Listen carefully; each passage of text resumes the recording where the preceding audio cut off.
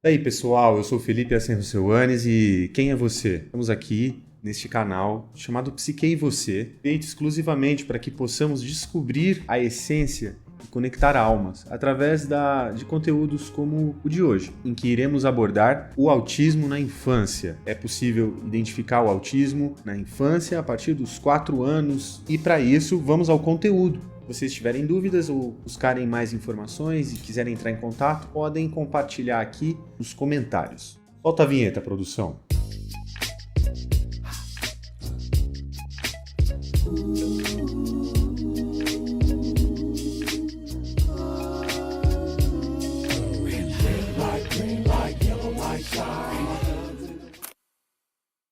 Vamos ao conteúdo.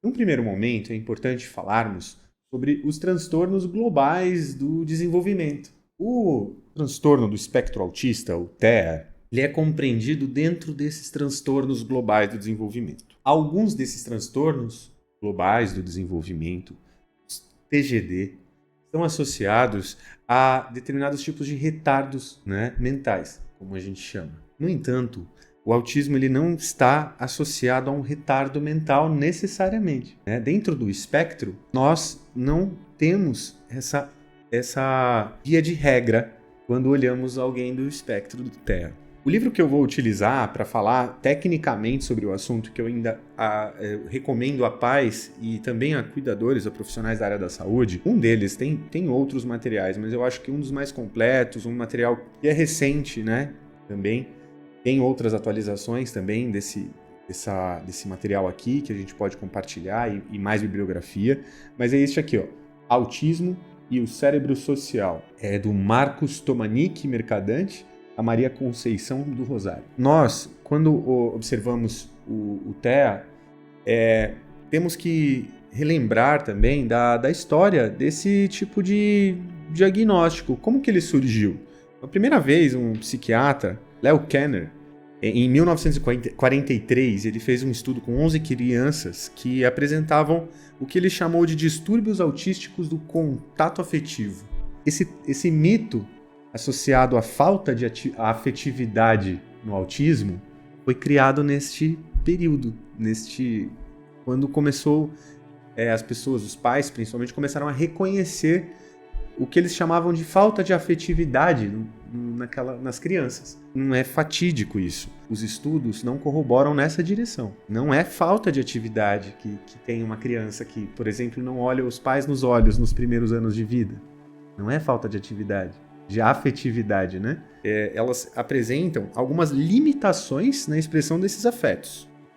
Na discriminação dos afetos mais complexos, principalmente. Daí entra muito a psicoterapia. Nem sempre aquele profissional que começa a atender e acolher os pais de uma criança de 3, 4 anos de idade, nem sempre esse profissional ele vai ser o responsável por fazer um psicodiagnóstico ou uma avaliação neurológica. Às vezes ele apenas está ali para ler um histórico de processo de tratamento, o prontuário do paciente, os relatórios que os pais mesmos trazem, exames e tudo mais, acerca desse comportamento aí, dessa inteligência interpessoal, dessas habilidades sociais que às vezes vêm como alguns comportamentos, típicos, como andar na ponta dos pés, alguns outros maneirismos próprios do autismo, que os pais já conseguem identificar muitas vezes. E então, nem sempre o profissional é solicitado para fazer a avaliação. Muitas vezes essa avaliação, ela precisa sempre, é bem comum que ela precise de uma equipe multidisciplinar. Eu mesmo, no ambulatório,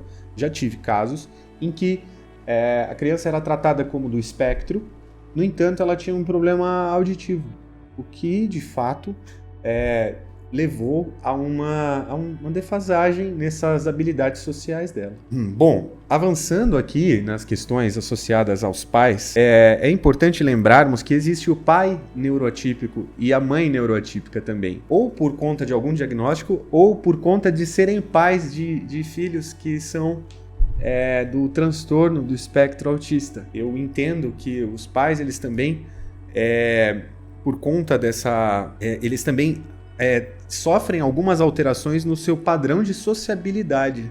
por conta de serem familiares ali em contato com a criança. Eles sofrem algumas alterações nesse padrão de sociabilidade. É sutil isso, mas é muito comum também que as pessoas neguem o diagnóstico e evitem olhar para ele. Tem uma tendência a os pais não quererem aceitar que a criança tem aquela questão nas suas habilidades sociais, na comunicação social, na interação social, né? Nos padrões repetitivos de comportamento e tudo mais. Eu pretendo aqui com vocês trazer algumas dicas simples. Se vocês quiserem saber mais sobre algumas avaliações, eu aplico o Protea na clínica, que são algumas atividades com brinquedos e tudo mais, em que o brincar ele acaba sendo a maneira como a criança se expressa junto ao profissional. No atendimento psicológico com crianças, o vínculo com a criança ele perpassa pelos pais. A criança ela tem muita confiança nos pais, então deixá-la na sala sozinha com um outro adulto por si só já é uma abertura, é revolucionário para uma criança, né? Que muitas vezes não emite um comportamento verbal. Muitas vezes trabalho com fono ou outros profissionais é muito importante. Tem algumas outras avaliações que são mais precisas quanto a identificar a intensidade, o grau, né?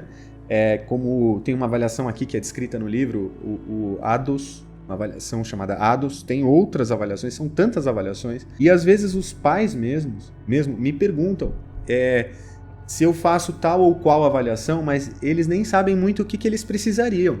Às vezes eles vêm dizendo assim, mas a prima da minha filha, ou um coleguinha da escola, que também é do espectro, ele fez essa avaliação. Posso fazer essa avaliação na minha filha? Então, há uma certa necessidade dos pais precisando e detalhando cada vez mais esse histórico de saúde da criança. Então, eles vão acompanhando e os pais, eles se sentem como sendo as pessoas que mais têm realmente autoridade e notoriedade para saber o que a criança está precisando, o que ela está sentindo. E muitas vezes eles se colocam como porta-vozes da criança com relação ao mundo. Considerando que ela já tem uma dificuldade de lidar com o meio circundante, de lidar com esse ambiente social mais complexo e afetivo, muitas vezes, é importante que a criança lide com as próprias dificuldades e não tenha sempre um pai ou uma mãe ali para facilitar ou mastigar essa interação para ela. Quando ela está no atendimento psicológico, para crianças maiores de 4 anos, que são as crianças que eu atendo, eu faço basicamente, eu deixo a porta aberta, né? Entreaberta muitas vezes, ou aberta, às vezes a criança mesmo fecha a porta, mas a partir de um vínculo de confiança que vem surgindo.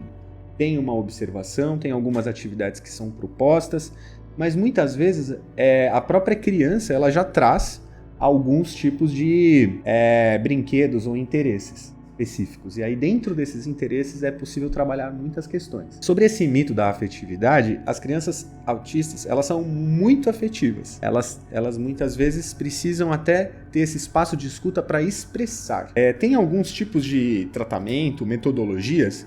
E lembrando que esse mesmo livro, ele diz e refere em vários momentos que é importante que lembrarmos que para tratarmos este cérebro social, apenas um método não é suficiente. Então, metodologia ABA, que é a análise do comportamento aplicada, né?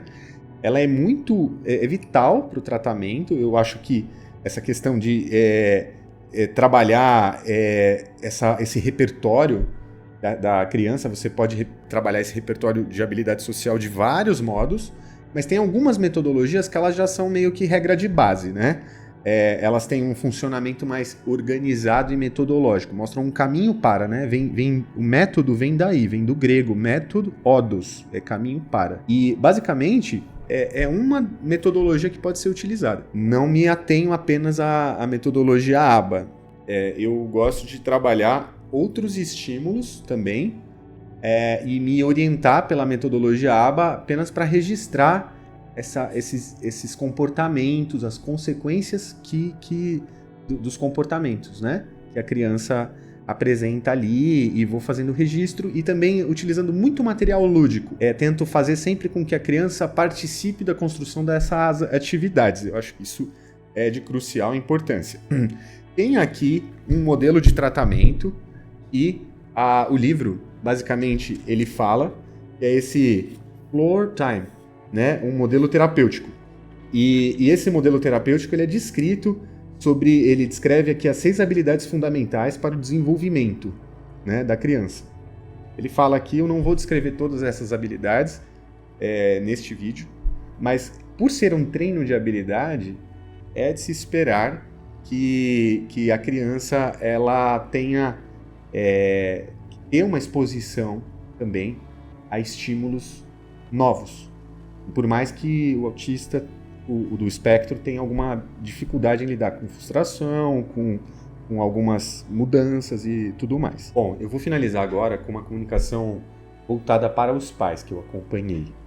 E eu venho percebendo que nas devolutivas que eu já fiz no ambulatório, atendendo crianças do espectro autista, e também o que se chamava, né, os SA, que tem síndrome de Asperger,